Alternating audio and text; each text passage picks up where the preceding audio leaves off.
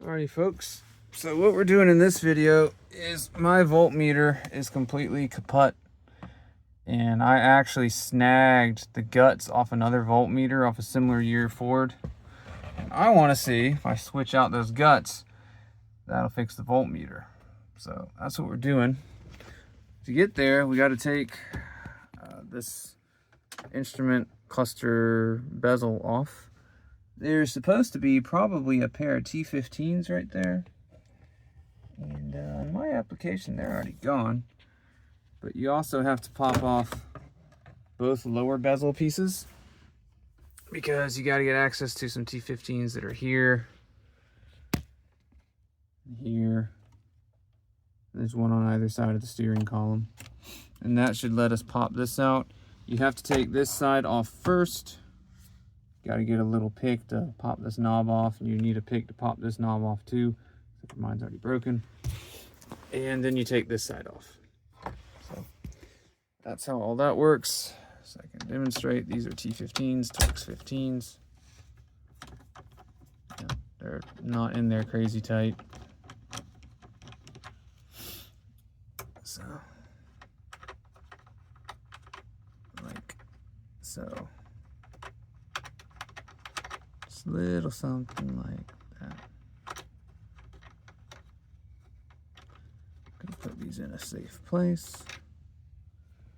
And I'll bring you back when I'm ready to pop the top bezel. Okay. Screw out. Oh, there it is. There's one last clip that was holding on. And you're just gonna kind of wiggle waggle this out of the way, get it. You may have to shift gears to get it around the column shifter. And that lets us get up into the instrument cluster and then work on removing those Torx. Gotta put air in there. All right, so we've got some more T15s. 1, 2, and 3, and 4. Don't take the little dudes out. That is for the actual plastic over the cluster. We'll get to those, but not yet. Okay, so this is what you look like once it's out. It's easier to show you what needs to happen this way. So these connectors, you have to squeeze these ears as tight as you can to get them to come out. This is your speedometer cable. You first have to squeeze this white ring and get it to slide back. That's a retainer. Once you do that, you can pop this off. This one, squeeze the ears as tight as you can, pop it off. You also need to remove your shift indicator, my doodle, here, unless you know how to remove it here. I do not know how to remove it there, so I'm not touching it. And this will get you your cluster. So if you needed to get here to, take care of lights and everything, cool, you're here. We got to go deeper, and it starts getting kind of funky because we got to take these little dudes off, and we're going to have to take the front plastic off. And then once you do that, you need to be really careful, because if your fingers are oily and you start touching stuff, those oil marks will be there forever. And it's really hard to clean, so don't do that. We don't really need to do anything else here. I will probably test all these lights and these bulbs and see if any are bad. I will do that, and I'm curious why. I'm going to guess that's for 4x4. But everything else, just make sure our lights are good. So also, I got to do some work in here, but I'm not going to film another multi-function switch. I already did that with other vehicles, so I'll just put that up in the corner somewhere so you guys can see it. All right, ignore the rain. It's raining. So get those out. Take this off. Like I said, be careful with touching this area here. We don't want to do that. Instead, what needs to happen is we got to take this off. And now we're down to the actual gauge clusters, where we can, if you just had a replacement component here, this is the part where you could just throw that in there and call it a day. But what I did is a little different. So now we need to gently, there's some pins in the back that got to pop loose. Yeah, don't do that. All right, there we go. So we get that out. Incidentally, if you want to, that's what it looks like. So you can see there are pins right there. So we have it's like a 2-pin on our alternator. So I'm actually thinking this is not going to work. I'm pretty sure what I pulled off was a 3-pin, but let's take a look real quick. All right, well, this unfortunately is not going to go the way I want it to go. This is a 4-pin that I harvested from. You just got 2 little super tiny, I think it's T10s that hold this on, and this will just pop off. You can pull it. There. Just kind of boink, and that'll come off. But as we can see, our original Deuter only has 2 contacts. So in order for this to work, I'm not even sure what the orientation is, honestly. So it's going to be like this or like this. I guess the orientation will get decided by where the ears will line up. But we'd have to assume that maybe those 2 big pins would work and that there's room for those 2 small pins to go down. I have no clue if that'll do the thing.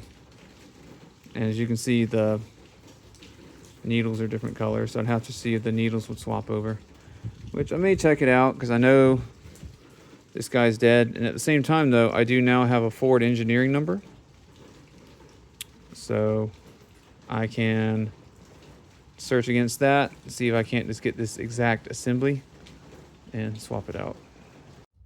So I tested it out real quick, didn't work, and I'm also noticing that the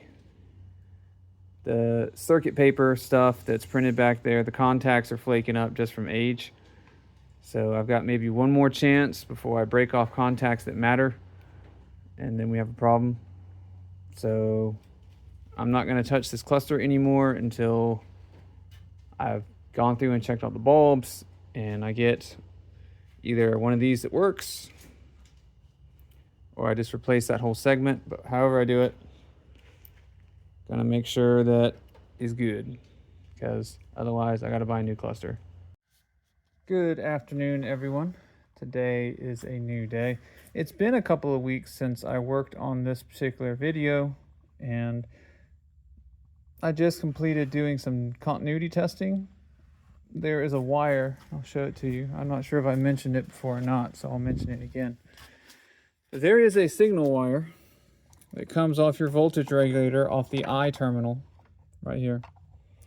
Goes into a green wire with red stripe.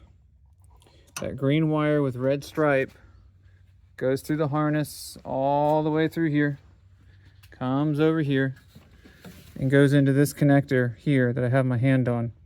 I did a continuity check from here over to the battery. That was good. Then that goes through the firewall at the main firewall connector there, and I found it in the firewall connector and did a continuity check from there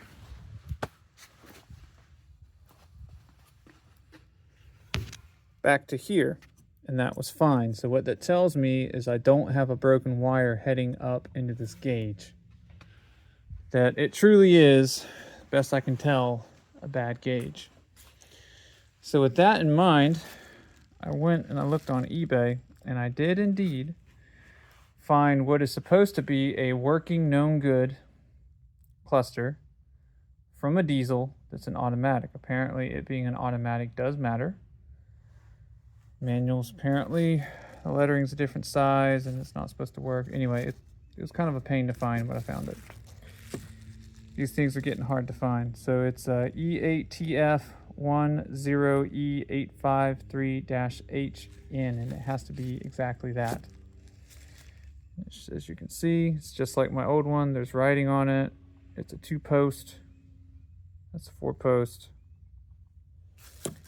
So I'm going to go ahead and install this, and then start putting this all back together.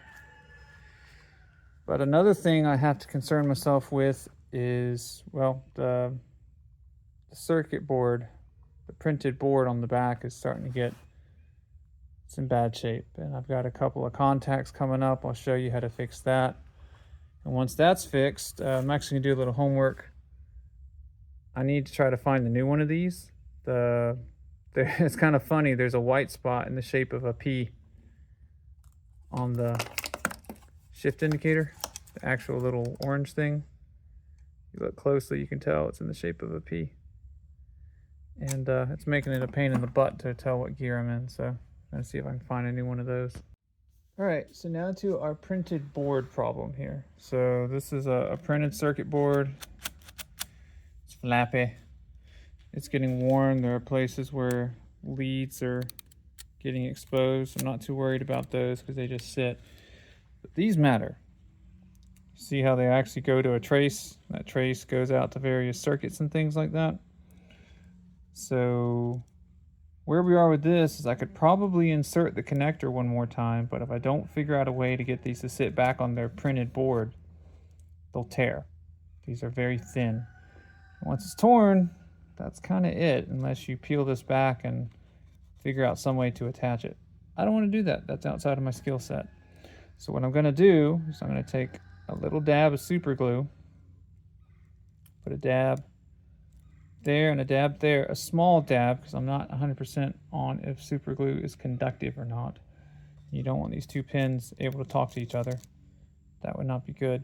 So, and then I'll kind of spudge it into place. I'll take a pin cap, something, so I'm not touching it with my finger. I'm gonna let that dry for a few hours, then I can finish putting this back together and test. This is probably the very last time I'm ever going to take this cluster out. Hopefully, I've gone through all the light bulbs and they're in good shape and I've done everything else I'm going to do to it. So, because if that breaks, I got to buy a new board or at least a new printed circuit. And really, that's buying a new board, and they're like, a new cluster is like $200, $300 at this point, used. And if you buy a new one, that will drop right in, it's like $800. Not looking to do that, so let's see if we can't fix that. All right, hopefully you guys can see what I'm gonna try to do. I am by no means an expert, but you can see our two pins that are currently not where they should be. So we're gonna see what we can do about that. I'm gonna make sure I've got my glue ready to go over here. Okay. So I'm gonna take just a little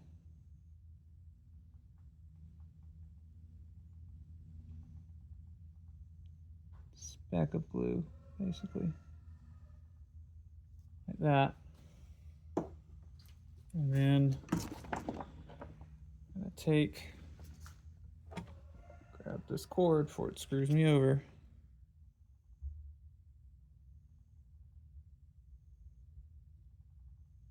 All right, so that's not working how I wanted it.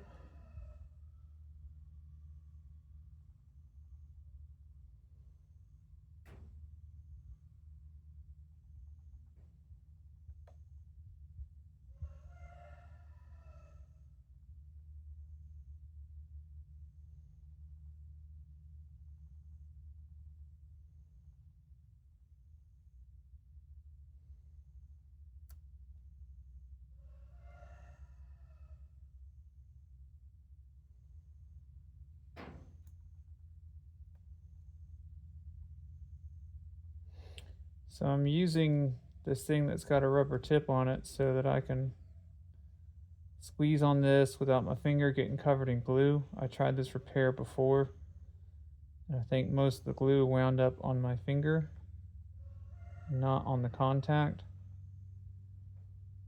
So the contact didn't stay.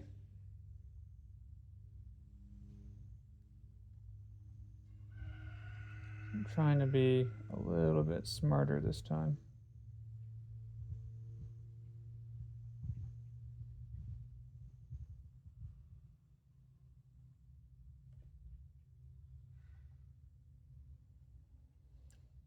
I mean, the hope is that if I ever have to take this off one more time, these contacts, they're not in great shape, as you can see, but they'll stay on here versus getting peeled up by the connector.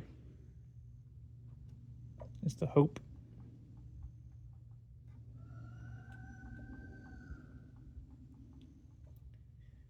So I'm going to leave it like that for a couple hours. Let the glue dry. I mean, super glue claims like 60-second hold, right? I find from experience, particularly in cooler weather, you're looking at a few hours to get a bond that's not going to wind up sticking to everything else. So I'll leave that there. I've also decided that the shift indicator, I'm just going to rebuild it myself. That'll be a separate video. I've got an idea of how I want to do it, but I'm not going to do it right this second. All right, I will come back, guys, a couple hours, kind of take a look at this, and then see whether or not I can get this cluster back in so we can test the new gauge. Alrighty, folks, moment of truth on the voltmeter. Let's see if it works. Yes, sir, it does. Fantastic. All right, with that, the instrument cluster is fully operational now, providing nothing else broke while I was working on it. So I'll have to get it fully in, crank it, make sure we have tack and everything else, but exciting progress. All right, folks, that's going to do it for this episode where we successfully diagnosed and then replaced a bad voltmeter in the cluster on my 1989 Ford F-350 named Bertha. If you found this video interesting, if you found it entertaining, if you think you learned something, please consider sharing, and subscribing this video. It does help to grow the channel, which allows me to bring you more content like this. Please also leave a comment. I like to read them, I like to reply to them, I like to learn from them. And lastly, guys, I make the mistakes so you don't have to. I'll catch you guys next episode.